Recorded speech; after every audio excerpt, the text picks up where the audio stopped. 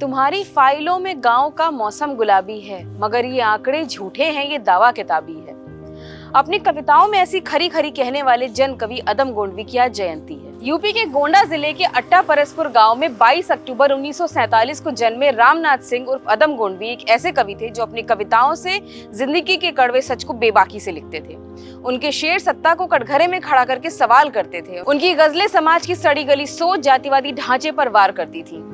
शेर और शायरी के जिस दौर में शायर महबूब, मोहब्बत, इश्क, चांद सितारों की बातें कर रहे थे, उस दौर में अदम भ्रष्टाचार, गरीबी, बेरोजगारी, भुखमरी पर काफिया और मिसरे बना रहे थे, जिसकी झलक उनके शेर में दिखती है कि तुम्हारी मेज चांदी की, तुम्हारे जाम सोने के, यहाँ जुम्मन के घर में आज भी फूटी रकाबी है। अदम हमेशा कविता के मंचों से हाशिए की जातियों, दलितों और गरीबों की दुर्दशा पर बात करते रहे।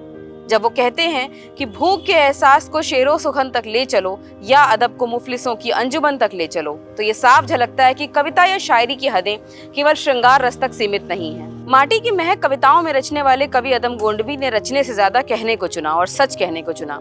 उनकी एक रचना सरयू पार की मोनालिसा के बारे में कहा जाता है कि उनके ही गांव की एक घटना पर लिखी गई थी, जिसे रचने के बाद अदम को न सिर्फ अपने समय के दूसरे कवियों की जलन झेलनी पड़ी, बल्कि अपनी बिरादरी के लोगों का गुस्सा भी झेलना पड़ा।